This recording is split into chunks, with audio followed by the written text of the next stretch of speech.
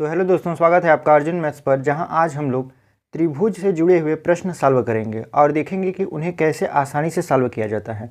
क्योंकि आपका जो एसएससी जीडी का एग्ज़ाम है उसमें भी त्रिभुज से क्वेश्चन आता है और यूपी ट्रिपल एससी पीईटी में भी आता है, यूपी एसआई में भी आता है।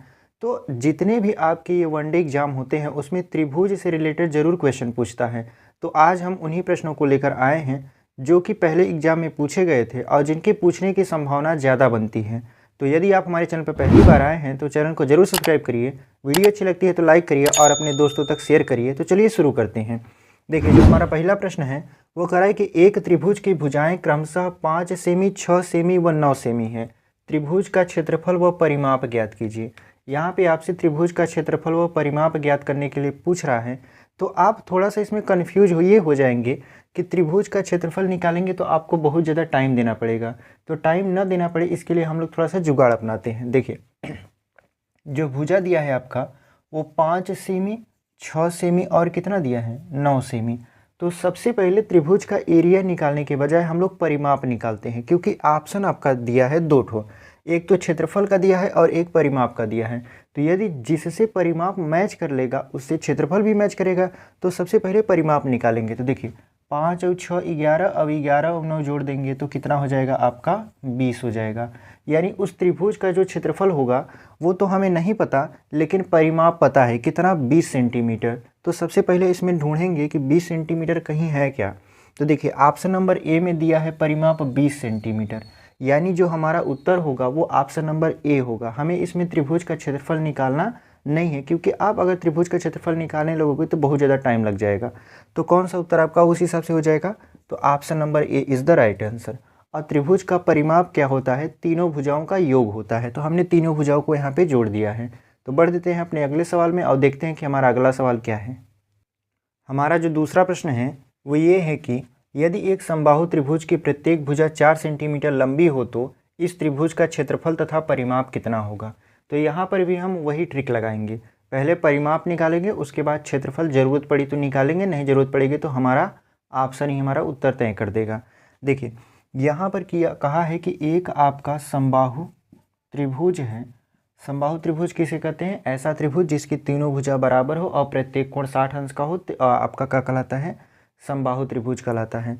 तो इसकी तीनों भुजा दिया है, परिमाप क्या होता है, तीनों भुजाओं का योग, यानी 4 4 8 और 4 कितना हो जाएगा 12। यानी इस त्रिभुज का जो परिमाप है वो 12 आ गया। तो अब हम चलेंगे अपने ऑप्शन की ओर और देखेंगे किसी में 12 दिया है क्या। यदि दिया रहेगा तो वही हमारा उत्तर हो जाएगा। देखिए, पहला ऑप्शन यहाँ पे परिमाप 80 दिया है, दूसरे में 12 दिया है, तीसरे में 10 दिया है, चौथे में करा है इनमें से कोई नहीं। तो यहाँ पे हम देख रहे हैं कि जो दूसरा ऑप्शन है उसमें परिमाप 12 सेंटीमीटर दिया है, यानी इस विकल्प के सही होने की संभावना ज़्यादा है। तो अगर हम देखेंगे कि कौन सा विकल्प सही हो जाएगा उस हिसाब से, तो ऑप्शन नंबर बी हमारा क्या हो जाएगा, सही हो जाएगा। अच्छा, कभी कभी होता है कि ये तो दे देता है, मतलब 12 सेंटीमीटर परिमाप दे देगा लेकिन क्षेत्रफल गलत दे देगा। तो हो सकता है इनमें से कोई नहीं ऑप्शन मैच कर जाए। तो इसके लिए समबाहु त्रिभुज का जो एरिया होता है वो होता है √3/4 भुजा स्क्वायर। देखिए, ऐसा बहुत कम ही चांस होगा कि वो करेगा, लेकिन यदि कर दिया तो आपको एक बार चेक भी कर लेना है कि क्या हमारा उत्तर सही है कि नहीं है। तो इसका क्षेत्रफल हम लोग निकाल लेते हैं। जैसे देखिए, √3/4, उसके बाद भुजा स्क्वायर, तो भुजा था 4, तो 4 का कर देंगे स्क्वायर, तो 1 4 से ये 4 कट जाएगा, तो आंसर आपका आ जाएगा 4√3। तो यहाँ पे मैच करा रहे हैं तो देख रहे हैं 4√3 इसका क्षेत्रफल भी आया है और 12 सेंटीमीटर परिमाप भी आया है। तो कौन सा उत्तर आपका सही हो जाएगा, तो option number B is the right answer. Channel पर नए हैं तो हमारे चैनल को जरूर सब्सक्राइब करिए, वीडियो अच्छी लगती है तो लाइक करिए और अपने दोस्तों तक शेयर करिए। तो बढ़ते हैं अपने अगले प्रश्न में और देखते हैं कि हमारा अगला प्रश्न क्या है। देखिए, जो हमारा तीसरा प्रश्न है कह रहा है कि एक समद्विबाहु त्रिभुज के प्रत्येक समान भुजा की लंबाई a इकाई है और तीसरी भुजा की लंबाई b इकाई है, तो उसका क्षेत्रफल क्या होगा। यानी बनाया है आपका एक समद्विबाहु त्रिभुज। तो समद्विबाहु त्रिभुज क्या होता है, ऐसा त्रिभुज जिसकी दो भुजाएं आपस में बराबर होती हैं। तो कह रहा है दो भुजा तो a और a है, जो तीसरी भुजा है वो b है, तो इसका एरिया क्या होगा। तो समद्विबाहु त्रिभुज का जो क्षेत्रफल होता है वो होता है b/4 √4a² - b²। ये फार्मूला ही होता है, आपको थोड़ा सा ध्यान में रखना होगा। b/4 आपका 4a² माइनस b²। तो कौन सा उत्तर आपका सही हो जाएगा? तो ऑप्शन में मैच करा रहे हैं, तो जो हमारा ऑप्शन नंबर बी है वो उससे मैच कर रहा है। तो कौन सा उत्तर आपका सही हो गया? Option number B is the right answer. देखते हैं कि हमारा अगला प्रश्न क्या है।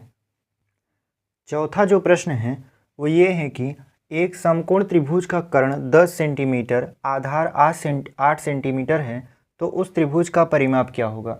यानी एक समकोण त्रिभुज है, उसका कर्ण और आधार दिया है और परिमाप पूछ रहा है।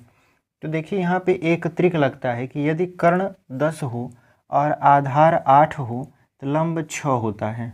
ठीक है, 6, 8, 10 का ये त्रिक होता है। तो इसमें तीनों भुजा हमें पता चल गई, तो परिमाप क्या होता है? तीनों भुजाओं का योग होता है। तो देखिए 6 + 8 करेंगे 14, 14 में 10 जोड़ देंगे तो 24 हो जाएगा। यानी जो इसका परिमाप है वो 24 सेंटीमीटर होगा। तो कौन सा उत्तर आपका सही हो जाएगा? तो option number D is the right answer. देखते हैं कि पाँचवा प्रश्न क्या है। देखिए हमारा जो पाँचवा प्रश्न है वो कह रहा है कि एक त्रिभुज की भुजाएं 3:4:5 के अनुपात में हैं तथा क्षेत्रफल 7,776 सेंटीमीटर स्क्वायर है, तो त्रिभुज का परिमाप ज्ञात कीजिए। बहुत ही अच्छा प्रश्न है और बहुत ही सरल तरीके से इसको सॉल्व करेंगे। यहाँ पर जो दिया है 3:4:5, तो जो सबसे बड़ी भुजा होगी वो कर्ण होगी और उससे जो छोटी होगी वो आधार होगी और जो सबसे छोटी होती है वो लंब होती है। यानी ये लंब होगा, ये आधार होगा और ये क्या होगा? कर्ण। तो त्रिभुज का जो क्षेत्रफल का फार्मूला होता है वो होता है 1/2 आधार गुणित ऊंचाई। तो 1/2 आधार हमने मान रखा है यहाँ पे 4x, ठीक है, और उसके बाद जो ऊंचाई है आपका वो मान लीजिए 3x, और ये कितना दिया है आपका? 77, 76। अब देखिए 2 से इसको काटेंगे 2 हो जाएगा। अब 2 तिहाई 6 हो गया, 6 से इसको काटिए और इधर हो जाएगा आपका x²। 2 तिहाई 6 से इसको काटेंगे तो 6 1 कम 6, 6 दूनी 12, कितना बचा आपका? यहाँ पे बचा 5, 5 और 7 57 हो गया, तो 6 9 54, कितना बच गया आपका? तो 3 बच गया, 3 और 6 36 हो गया, तो 6 छक्का 36, यानी 1296 आ गया। इसका वर्गमूल निकालेंगे तो 1296 होता है आपका 36 का वर्गमूल। तो हमारा ये जो भुजा था वो निकल चुका। कितना? यक्स की वैल्यू 36 आ गई।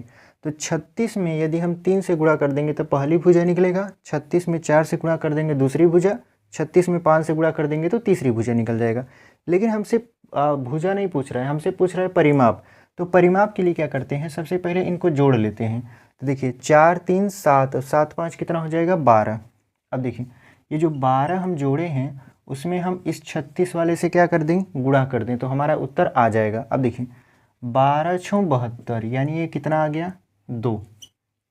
उसके बाद 12 तिहाई 36 और 72 लिखे थे तो 7 हासिल लगा था, तो हो जाएगा आपका 43। यानी जब हम 12 का 36 में गुणा करेंगे तो आ जाएगा 432, और यही इसका परिमाप है। तो कौन सा उत्तर आपका सही हो जाएगा? तो option number D is the right answer. उम्मीद है आपको ये समझ में आया होगा। आज के लिए इतना ही। यदि आप हमारे चैनल पर पहली बार आए हैं तो हमारे चैनल को जरूर सब्सक्राइब करिए, वीडियो अच्छी लगती है तो लाइक करिए और अपने दोस्तों तक शेयर करिए।